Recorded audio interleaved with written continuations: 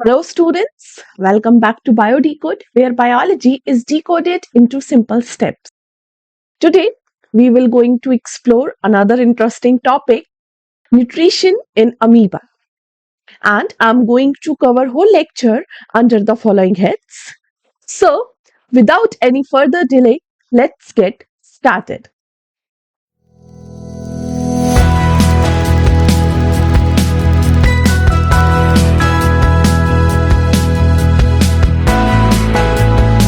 We will now understand the basic terms related to the topics. First term is amoeba. Amoeba एक Greek term से मिलकर बना है that is अमोइब जिसका मतलब होता है constantly changing the amoeba name reflects the constantly changing shape as it move feed using the temporary extensions called pseudopodia and as we are studying about the nutrition term is divided into two terms that is nutrition. तो nutrition का मतलब होता है nourish and TION means the process in which a organism, a single cell get its nourishment. Hence, the nutrition refers to the process by which organism obtained and utilize food for growth, energy and maintenance. Next term is phagocytosis.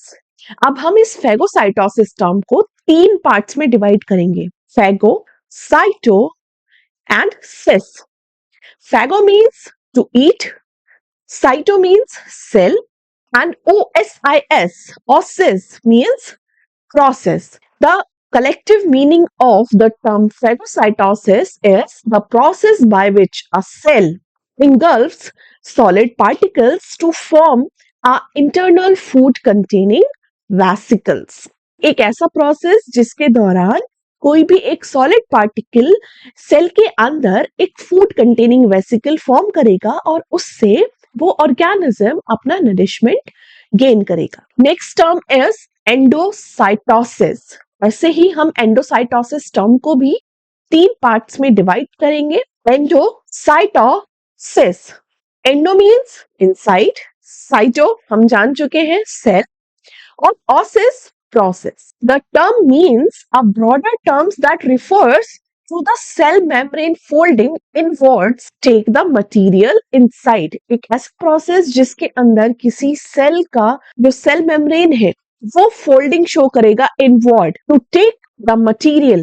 जो यहाँ पर material present है उस material को inward लेने के लिए, अंदर लेने के लिए. Next term is pseudopodia.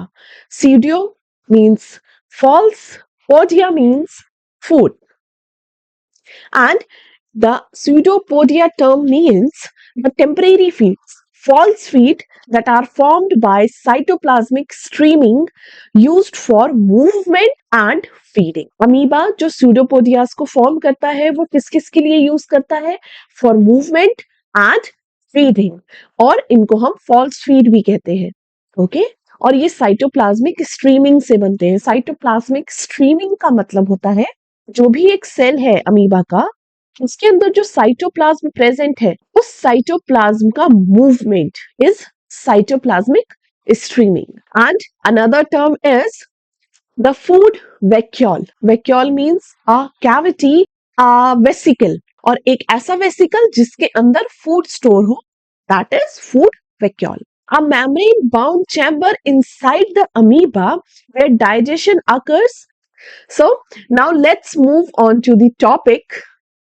जब हम किसी टॉपिक को पढ़ते हैं तो हमारे मन में एक क्वेश्चन आना चाहिए कि हम इस टॉपिक को क्यों पढ़ रहे हैं, ये टॉपिक क्यों यूनिक है.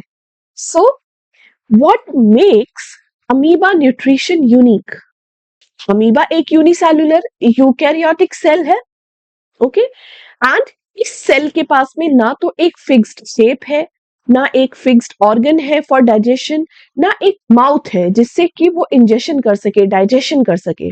ये जो अमीबा एक सेल है relies on the cell level adaptation for nutrition, यानी कि उसके सेल के अंदर ही चेंजेस होने चाहिए, उसी की सेल के अंदर ऐसे कुछ अडेप्टेशंस होते हैं जिसकी वजह से वह डाइजेशन या न्यूट्रिशन कर पाता है। और इस फीडिंग मोड को हम क्लासिफाई करते हैं as a holozoic nutrition. Holozoic nutrition का डेफिनेशन क्या है? यह एक ऐसा प्रोसेस है जिसमें सॉलिड फूड पार्टिकल्स इंजेस्टेड होते हैं, डाइजेस्टेड होते हैं, और डाइजेशन के बाद जो भी न्यूट्रिएंट्स उससे गेन हुए हैं उनका एब्जॉर्प्शन होता है, एसिमिलेशन होता है। एसिमिलेशन मतलब जो भी न्यूट्रिएंट्स मिले उनको पूरे सेल में बांटना within the single cell. ये जो एक सेल के अंदर इतने सारे प्रोसेस होते हैं, इस सिंप्लिसिटी की वजह से ही अमीबा एक मॉडल है for the scientific studies to study the biological cell processes. Amoeba का जो न्यूट्रिशन कंप्लीट होता है वो 5 स्टेप्स में कंप्लीट होता है। सबसे पहला step ingestion, then digestion, then absorption, assimilation and egestion.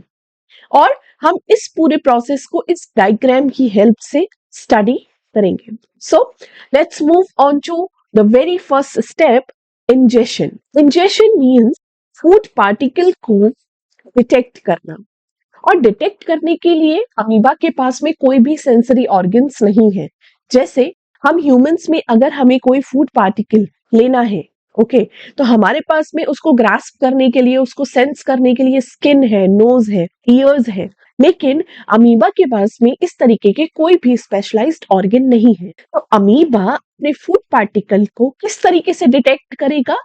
और इसके लिए वह एक प्रोसेस का यूज करता है जिसे कहते हैं कीमोटैक्सिस। ये एक तरीके का स्टिमुलाई होता है।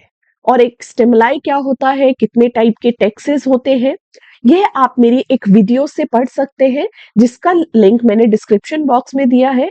और उस वीडियो का टाइटल है how an amoeba respond to its stimuli. वो एक बहुत इंफॉर्मेटिव वीडियो है जिससे आपके बेसिक्स क्लियर होंगे। Moving on to the topic, amoeba detect food using chemotaxis. किसी भी फूड पार्टिकल्स से निकलने वाले केमिकल्स को डिटेक्ट करके अमीबा अपने फूड पार्टिकल को डिटेक्ट करता है। Okay, means it sense the chemical signals and move towards the food particles. Amoeba ने फूड पार्टिकल को डिटेक्ट कर लिया। आता है स्यूडोपोडियास का रोल। स्यूडोपोडियास फॉल्स फिट, कीमोटैक्सिस से फूड पार्टिकल डिटेक्ट हुआ। अब उसके आसपास अमीबा अपने सेल मेम्ब्रेन के एक्सटेंशंस को इंसर्कल करना शुरू करेगा। Okay, it extend 2 or more pseudopodias around the particle। देखिए, आप डायग्राम भी देख सकते हैं। यहाँ पर फूड पार्टिकल डिटेक्ट हुआ और अमीबा ने अपने जो सेल मेम्ब्रेन के एक्सटेंशंस थे उनको एनसर्कल करना शुरू किया। The pseudopodia then fuse and enclose the food particle. ये जो स्यूडोपोडियाज है ये फूड पार्टिकल को इनक्लोज करने के बाद में यहाँ से फ्यूज हो जाएंगे। और फ्यूज होने के बाद में ये एक एंडोसाइटिक वेसिकल का फॉर्मेशन करेंगे। एंडोसाइटिक वेसिकल जब मैच्योर हो जाएगा, अब वो सेल के अंदर आ चुका है, मैच्योर होने के बाद में यही endocytic vesicle will form the food vacuole. This form of ingestion, ये जो पूरा प्रोसेस अभी हमने पढ़ा, इस तरीके के इंजेशन प्रोसेस को हम कहते हैं फेगोसाइटोसिस। और ये एक हॉलमार्क है अमीबा की फीडिंग का। अब एक क्वेश्चन आना चाहिए आप सभी के मन में, दैट व्हाई स्यूडोपोडियास फॉर्म। स्यूडोपोडियास कैसे बनते हैं, क्यों बनते हैं? क्योंकि साइटोप्लाज्म के अंदर एक्टिन फिलामेंट्स होते हैं। एक्टिन फिलामेंट्स की वजह से ये जो मेम्ब्रेन है, साइटोप्लाज्म है, ये मेम्ब्रेन आउटवर्ड मूव करती है और इसकी वजह से जो अमीबा सेल का साइटोस्केलेटन है इसके अंदर मूवमेंट्स होते हैं और फाइनली स्यूडोपोडिया का फॉर्मेशन होता है। So students, let's now move on to the very next process, that is digestion. अब हमारा फूड पार्टिकल अमीबा सेल के अंदर एंटर कर चुका है, फूड वेसिकल्स बन चुके हैं, फूड वैक्यूल बन चुका है। उस पार्टिकल को डाइजेस्ट करने के लिए एक एंजाइम प्रोसेस करता है, दैट इज लाइसोसोम। और लाइसोसोम एक एंजाइमेटिक वेसिकल होता है जिसके अंदर बहुत सारे डाइजेस्टिव एंजाइम्स फिल्ड होते हैं। फॉर एग्जाम्पल प्रोटीएज जो कि प्रोटीन का डाइजेशन करेगा, लिपेज जो कि लिपिड्स का डाइजेशन करेगा। नेक्स्ट कार्बोहाइड्रेजेस जो कि फूड पार्टिकल के अंदर प्रेजेंट कार्बोहाइड्रेट्स का डाइजेशन करेगा। इससे क्या होगा, जितने भी फूड पार्टिकल्स के अंदर कॉम्प्लेक्स मॉलिक्यूल्स हैं, स्मॉल मॉलिक्यूल्स में तोड़ दिया जाएगा, जिससे कि उन स्मॉल मॉलिक्यूल्स का एब्जॉर्प्शन आसानी से हो जाए। As digestion proceeds the vacuole pH change, क्योंकि हमारा जो फूड वैक्यूल था जिसके अंदर फूड पार्टिकल्स था, उसके पास में लाइसोसोम का पार्टिकल आएगा और लाइसोसोम का पार्टिकल इस फूड वैक्यूल के साथ में फ्यूज करेगा। फ्यूज करने के बाद में इस डाइजेस्टिव एंजाइम, ये डाइजेस्टिव एंजाइम्स इसके अंदर भरे हुए हैं, ये इससे फ्यूज करने के बाद में मिक्स हो जाएगा हमारे फूड पार्टिकल्स के साथ में। इस वजह से जो फूड वैक्यूल है उसका पीएच जो है वो चेंज होगा, क्योंकि इसके अंदर बहुत सारे अलग अलग तरीके के एंजाइम्स प्रेजेंट हैं। अब हमसे पूछा जाए कि अमीबा का जो डाइजेशन है वो एक्स्ट्रा सेल्यूलर है या इंट्रा सेल्यूलर है। एक्स्ट्रा सेल्यूलर का मतलब अमीबा के सेल के बाहर डाइजेशन हो रहा है या फिर डाइजेशन जो है वो सेल के अंदर हो रहा है। तो आप इसका जवाब जानते हैं that amoeba digestion is a intracellular process which differentiate it from the organism that digest outside their body. So students, let's move on to the next process, that is absorption. Absorption process के अंदर क्या होगा, जो nutrient हमें digestion के दौरान मिले, अब हमें उन न्यूट्रिएंट्स को साइटोप्लाज्म में एब्सॉर्ब करना है। हमारा कॉम्प्लेक्स मॉलिक्यूल स्मॉल मॉलिक्यूल्स में टूटा डाइजेस्टिव एंजाइम्स की वजह से। उन स्मॉल मॉलिक्यूल्स का क्या नाम है, amino acids, monosaccharide, fatty acids. और उन न्यूट्रिएंट्स का टेक कैसे होगा, ये न्यूट्रिएंट्स सबसे पहले फूड वैक्यूल से बाहर निकलेंगे, diffuse out of the food vacuole. उसके बाद में these nutrients will enter into the cytoplasm और cytoplasm में enter करते ही these nutrients will become available for the cell metabolism, and this process supplies energy to maintain the bioprocesses, and bioprocesses involves movement, growth, reproduction, repair, etc. So students, absorption के बाद में apply कैसे होगा इन nutrients का, यह हमें बताएगा हमारा next step, that is assimilation. अब जो साइटोप्लाज्म में न्यूट्रिएंट्स एब्जॉर्ब हुए, उन न्यूट्रिएंट्स को यूज किया जाएगा फॉर द बायो प्रोसेसेस। और इसमें से एक बायो प्रोसेस ये भी होता है कि अमीबा अब जो सेल्यूलर कंपोनेंट्स या तो डैमेज हो गए हैं या फिर किसी नए सेल्यूलर कंपोनेंट की जरूरत है, वहां पर इन न्यूट्रिएंट्स का यूज होगा। दूसरा, एनर्जी चाहिए सेल को चलाने के लिए, एटीपी का प्रोडक्शन शुरू होगा थ्रू द मेटाबॉलिक पाथवेज। दूसरा, अब जो न्यूट्रिएंट्स है उनको यूज किया जाता है for supporting pseudopodial movement, cytoskeleton turnover and cellular homeostasis. ये भी बहुत सारी बायो प्रोसेसेस हैं जो कि एक किसी सेल के सर्वाइवल के लिए जरूरी है। So students, let's move on to the very last step of the digestion, that is ingestion.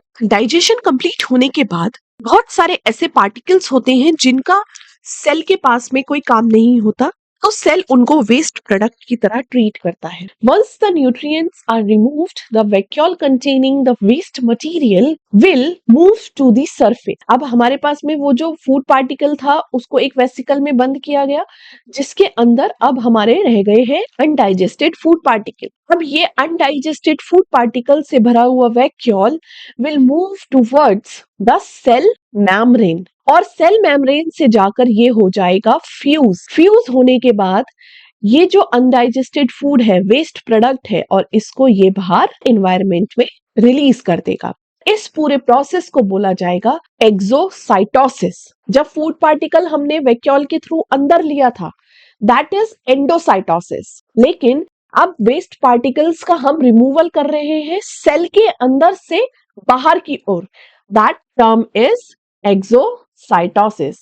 This maintains the internal cytoplasmic balance and prevent the accumulation of toxic compounds. अब हम कुछ regulatory mechanisms के बारे में पढ़ेंगे। Although the amoeba appears simple, their nutrition is regulated by the sophisticated cellular processes. सबसे पहला cytoskeleton driven membrane remodelling, क्योंकि स्यूडोपोडिया का फॉर्मेशन होता है फूड वैक्यूल को क्रिएट करने के लिए। उस स्यूडोपोडिया के फॉर्मेशन के लिए साइटोस्केलेटन मेजर रोल प्ले करता है। साइटोस्केलेटन में एक्टिन फिलामेंट्स प्रेजेंट होते हैं, जिसकी वजह से स्यूडोपोडिया फॉर्मेशन हो पाती है, और इस एक्टिन फिलामेंट्स की वजह से एंडोसाइटोसिस, एक्सोसाइटोसिस और वैक्यूल का transport across the cell is possible. So, actin filament play an important role in amoeba nutrition. Next regulatory mechanism for the amoeba nutrition is ion flux and vacuole formation. Ion flux की बात हम यहाँ क्यों कर रहे हैं? क्योंकि हमने अभी पूरे प्रोसेस में पढ़ा कि डाइजेस्टिव एंजाइम्स जो है फूड वैक्यूल के अंदर मिक्स होते हैं, तो वहां पर फूड वैक्यूल का पीएच होता है that will become ionic, that will become acidic, और उस एसिडिक पीएच को क्रिएट करने के लिए फूड वैक्यूल के पास होते हैं प्रोटॉन पंप्स, और प्रोटॉन पंप्स की वजह से वैक्यूल का पीएच रेगुलेट होता है to make it acidic to digest that particular food particle. और फूड पार्टिकल को डाइजेस्ट करने के लिए हमें जरूरत है कि एक्टिवेशन हो डाइजेस्टिव एंजाइम्स का। So yes, the ionic flux and vacuole formation is also a very major regulatory mechanism behind the amoeba nutrition. The membrane recycling.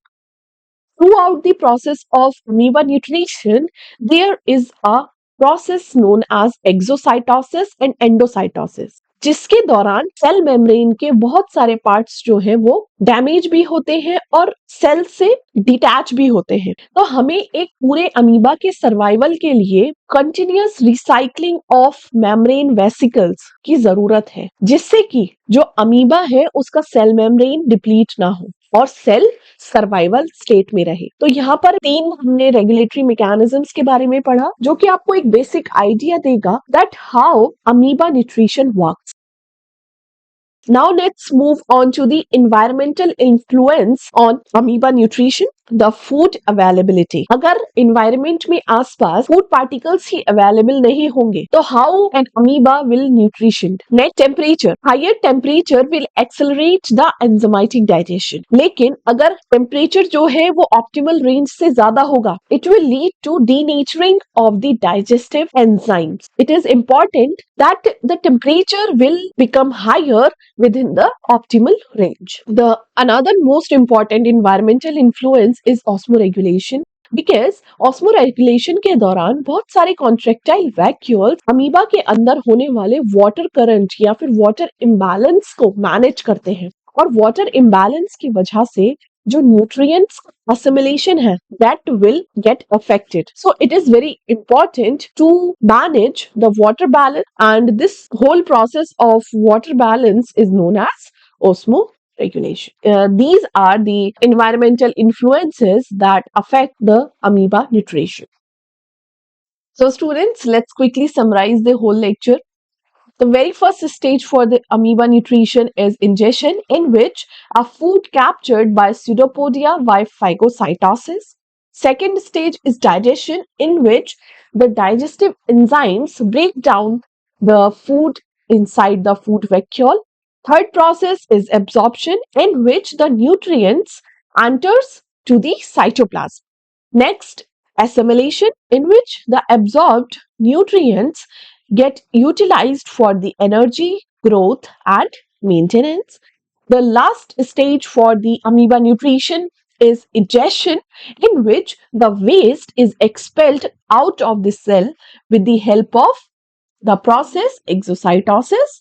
And in the case of ingestion, the food vacuole is get entered to the amoeba cell with the help of endocytosis. So that's all for today's lecture. Hope you liked the video.